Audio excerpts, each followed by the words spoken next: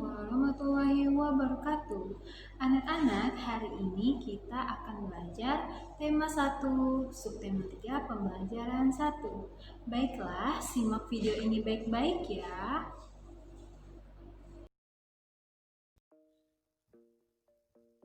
Assalamualaikum warahmatullahi wabarakatuh. Hai anak-anak, apa kabar? Semoga kabar kalian selalu baik-baik saja dan selalu semangat belajarnya di rumah. Hari ini kita akan belajar tema 1, hidup rukun, subtema 3, hidup rukun di sekolah, pembelajaran 1.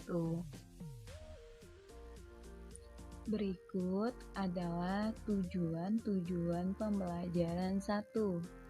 Yang pertama, pada muatan bahasa Indonesia, kalian diharapkan bisa menyebutkan kalimat perintah dalam teks percakapan.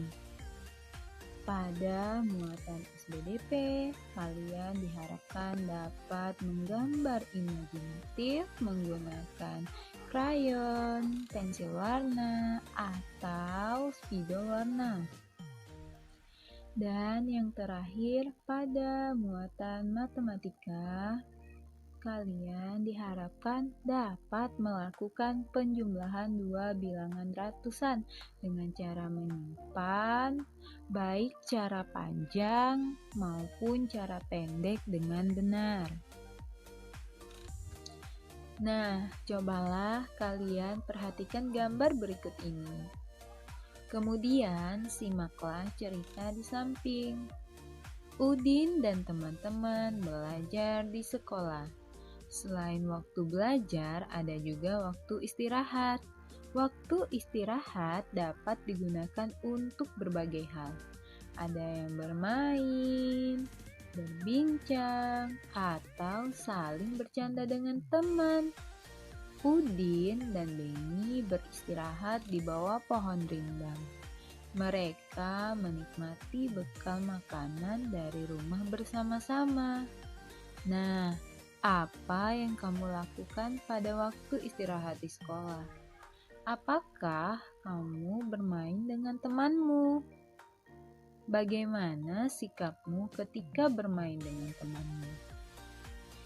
Ayo, saat istirahat, gunakanlah waktu sebaik-baiknya untuk makan terlebih dahulu. Setelah makan, kalian baru boleh bermain. Kemudian, saat bermain dengan teman, sebaiknya bermain dengan rukun, tidak berantem, tidak saling mengejek teman. Jadi, kalian tidak boleh bermain dengan curang. Harus saling menyayangi teman. Pada pembelajaran 1, kita akan belajar tentang kalimat perintah. Baiklah, simaklah percakapan berikut ini. Bekal makanan yang dibawa Udin disiapkan oleh ibu. Ibu menyuruh Udin untuk berbagi dengan teman di sekolah. Bagilah bekalmu dengan teman-teman ya, Din. Baik, Bu. Mengapa kita sebaiknya berbagi dengan teman, Bu? Berbagi menunjukkan sikap rukun. Bawalah tempat bekalmu kembali ya. Nah, di dalam percakapan tadi, coba kalian sebutkan kalimat perintahnya. Ayo, siapa yang masih ingat apa itu kalimat perintah?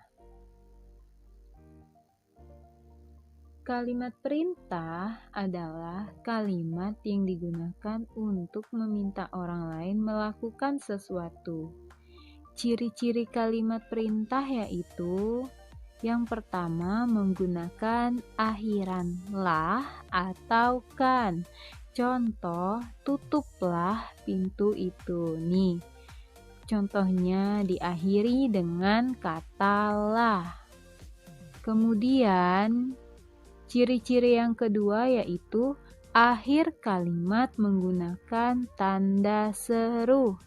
Biasanya kalimat perintah diakhiri dengan tanda seru.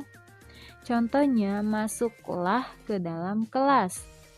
Nah, ini adalah contoh dari kalimat perintah. Biasanya akhir kalimatnya diakhiri dengan tanda seru.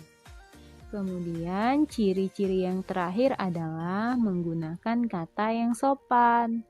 Jadi, saat kita memerintah orang lain, kita harus menggunakan kata yang sopan atau dengan nada yang lembut. Contohnya, tutuplah pintu itu.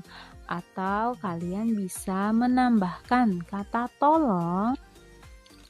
Tolong tutuplah pintu itu.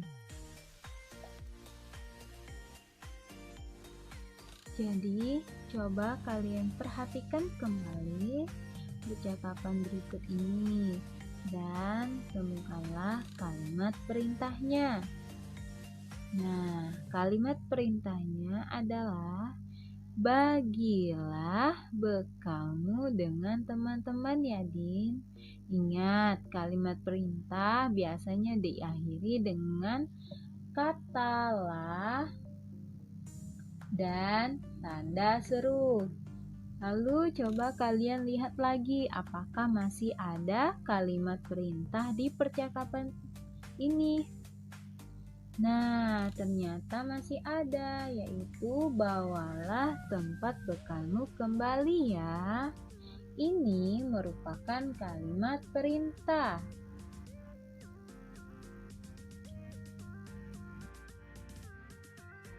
Lanjut, sekarang kita akan belajar tentang menggambar imajinatif pada muatan pelajaran SBDP. Menggambar imajinatif. Gambar dibuat dengan coretan alat tulis pada media gambar. Media gambar dapat berupa kertas, daun, kain, ataupun papan. Gambar akan menjadi lebih indah jika diberi warna. Gambar dapat diwarnai dengan pensil warna, krayon, atau spidol warna.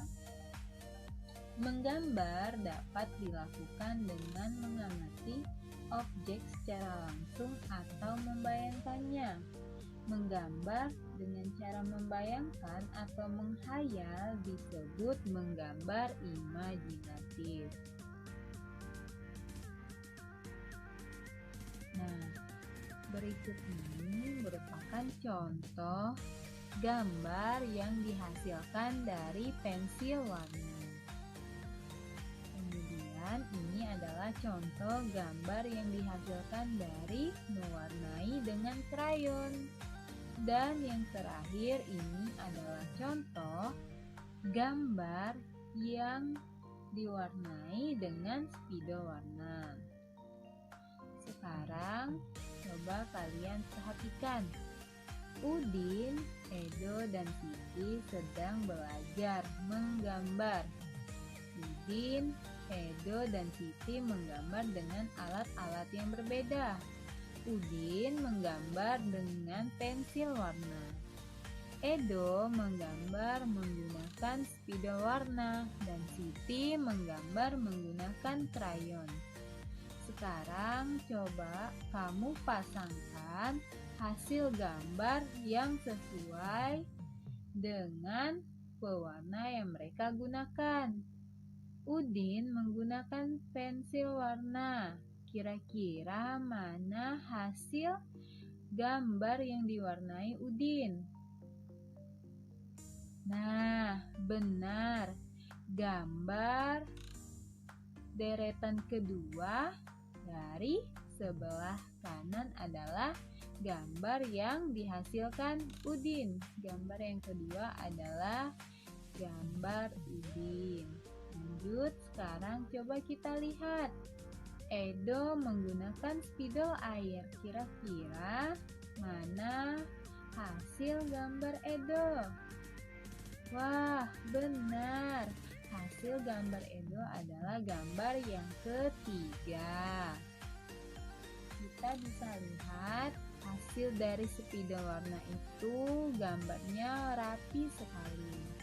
Lanjut, gambar yang dihasilkan Siti adalah gambar yang pertama.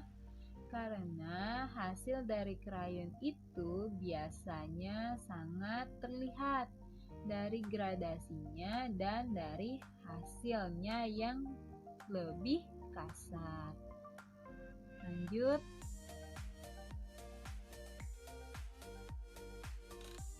Baiklah anak-anak, sekarang kita akan belajar menghitung penjumlahan bilangan ratusan.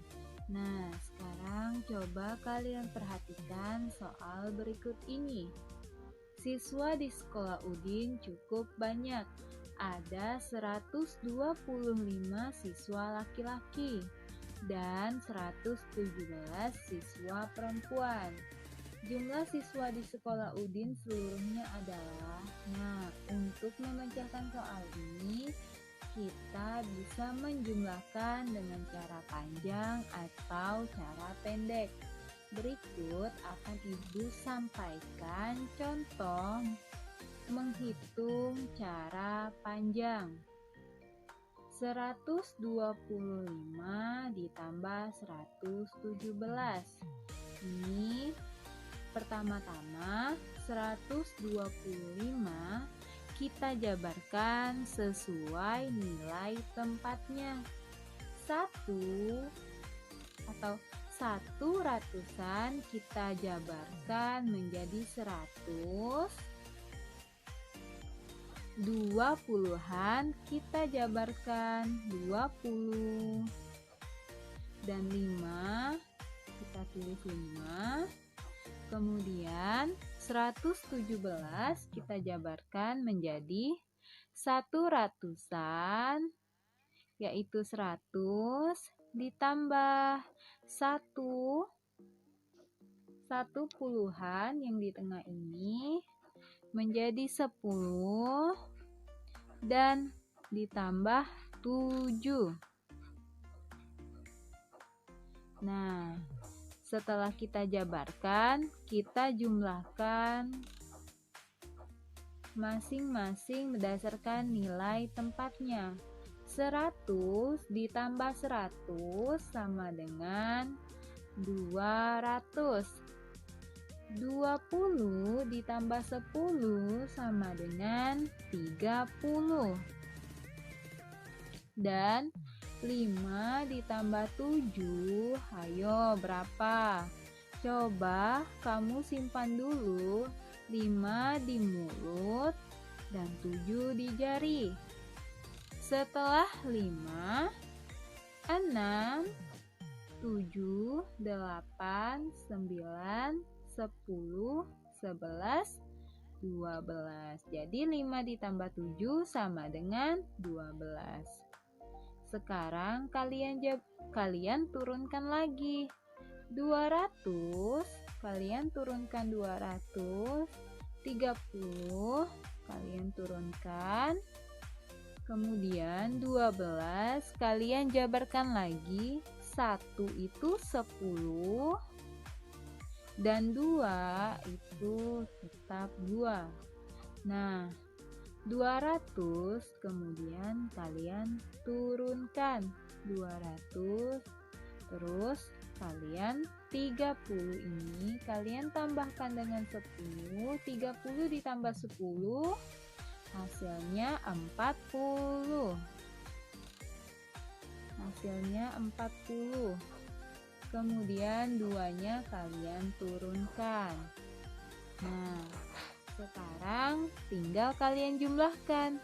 200 ditambah 40 ditambah 2 hasilnya adalah 242. Ibu ulangi ya. 200 ditambah 40 ditambah 2 hasilnya 242. Nah, ini merupakan penjumlahan cara panjang. Sekarang kita coba menggunakan cara pendek. Untuk menghitung penjumlahan bilangan ratusan dengan cara pendek, yang harus kalian hitung dulu adalah jumlah satuannya. Jadi harus dari belakang dulu. Jadi 5 ditambah 7 sama dengan 12. Nah, tulis 2 satuannya di bawah 7, sedangkan 1 puluhan kalian simpan di atas 2 atau di tempat puluhan. Kalian simpan 1, lanjut setelah menghitung satuannya kalian hitung bagian puluhannya. Jadi 1 ditambah 2 sama dengan 3, ditambah 1 sama dengan 4. Kalian tulis 4 di bawah 1. Lanjut, kemudian setelah menjumlahkan puluhannya, kalian jumlahkan ratusannya. 1 ditambah 1 sama dengan 2. Jadi hasilnya adalah 242. Ini merupakan contoh dari penjumlahan cara pendek. Baiklah, berikut ini merupakan cara panjang dan cara pendek menghitung penjumlahan bilangan ratusan. Nah, walaupun cara yang kalian gunakan itu berbeda, tetapi hasilnya tetap sama. Jadi, jumlah siswa di sekolah Udin seluruhnya adalah 240. Demikianlah pembelajaran hari ini. Sekian dan terima kasih. Kurang dan lebihnya Ibu mohon maaf. Wassalamualaikum warahmatullahi wabarakatuh. Nah, itulah tadi penjelasan dari Ibu. Semoga apa yang Ibu jelaskan hari ini dapat bermanfaat bagi kalian semua. Sekian dan terima kasih. Assalamualaikum warahmatullahi wabarakatuh.